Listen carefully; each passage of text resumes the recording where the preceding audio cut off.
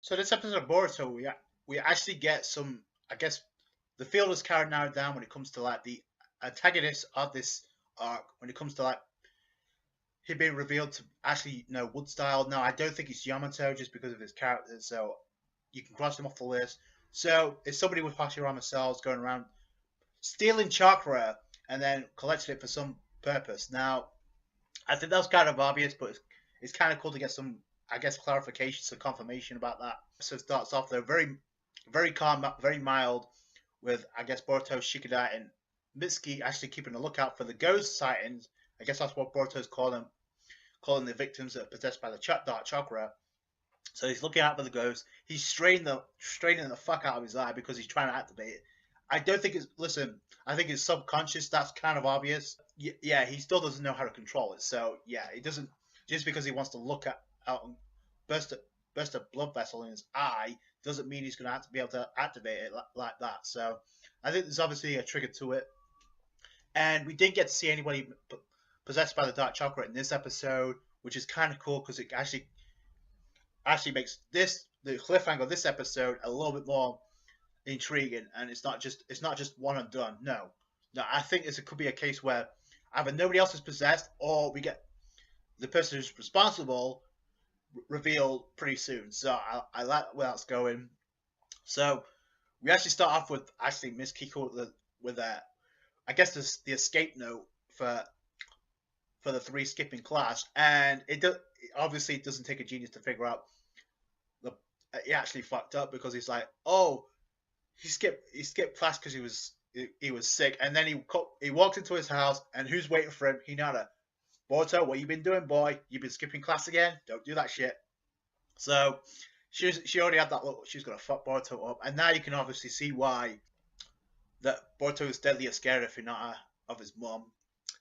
Which, by the way, we actually get to find out that Shikadai actually got even worse treatment because he got bit slapped by Tamari. So if there's one thing you can take from this episode, kids, do not skip class. It never pays off. It never pays off. So, but this gives a conversation between Shino and Hinata in a council meeting for Boruto to clean up his act. And Boruto kind of gives his reasoning as to why, so he can continue his investigation with the ghost huntings or the ghost sightings. But Shino kind of says, yeah, one doesn't have to do with the other because you still have to go to class, Boruto. You have to still go to the academy, and it's later confirmed like the longer they leave this, the more the parents are going to solve it before they do. To be honest, that's kind of like a dumb reason to wanting to solve that. She wanted to solve that because, but if you notice the preview, it seems like Boruto wants to do this because he wants to put an end to the victim list. That's apparently the victims we've seen already possessed by the dark chakra. I'll give you a list.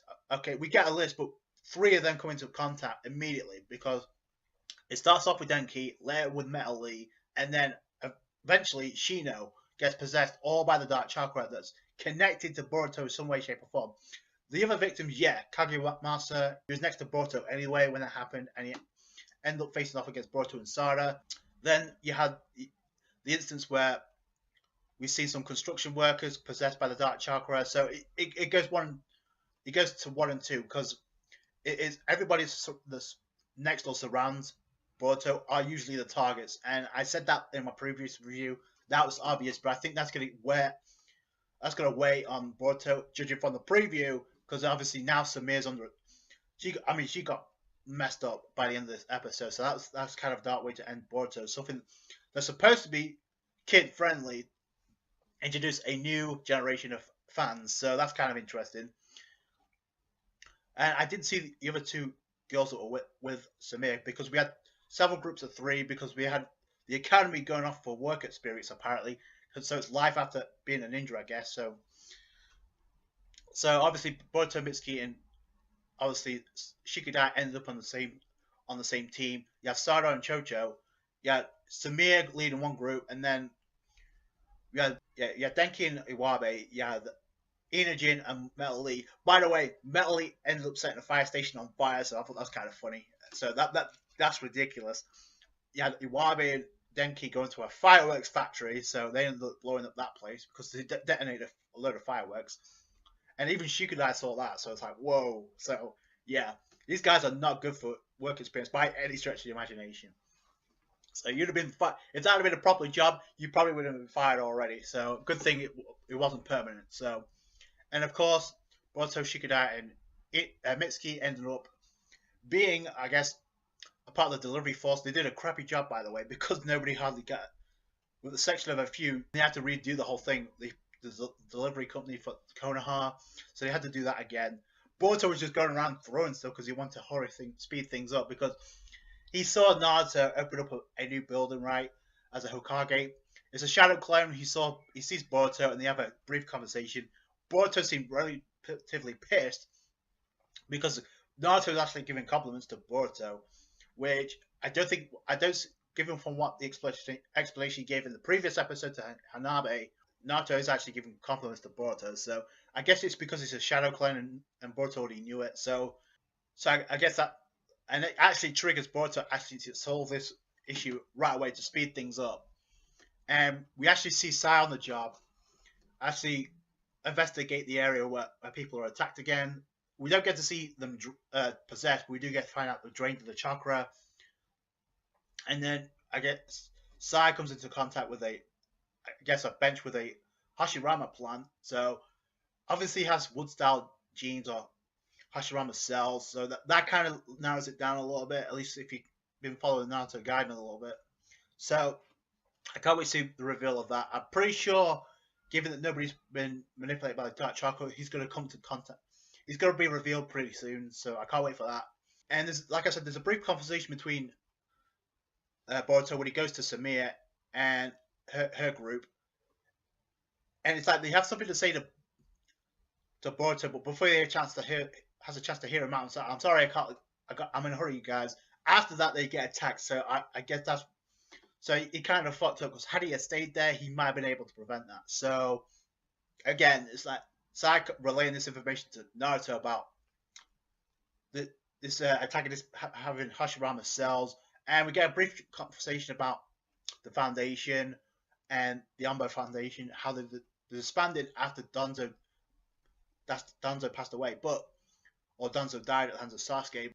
Again, it's like, yeah, just because he's out of the picture doesn't mean he hasn't done any shady shit afterwards, because it looks like that's the case. So Danzo may have something to find out soon enough. So again, I said this in my previous review.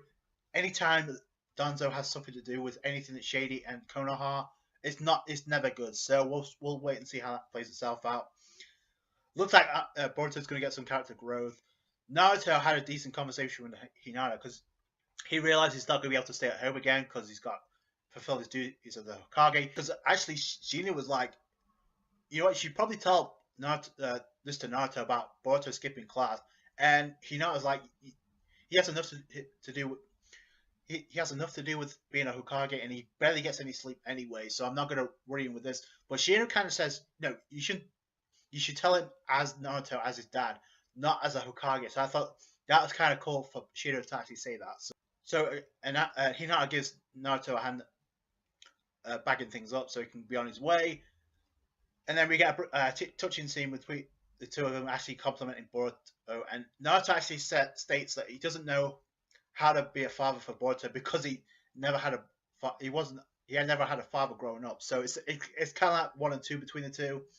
So, but we already knew this, but it's like, Boruto already knows all this as well. That's why he understands, but it's like it still gets him irritated to no end. So again, there's got to be a resolution pretty soon enough anyway. So I can't wait to see how that plays itself out. And then we end the episode. I guess JoJo is more pissed off about the whole thing.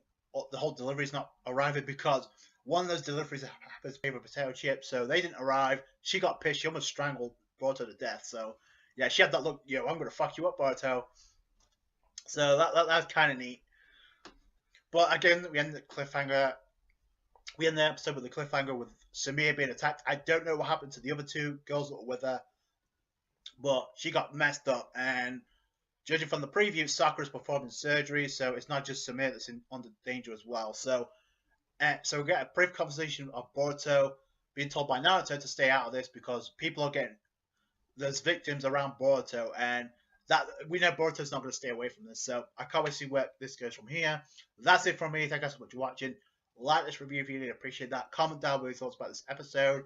Subscribe to the channel for more Boruto. Catch you guys later. Thanks, guys. Bye.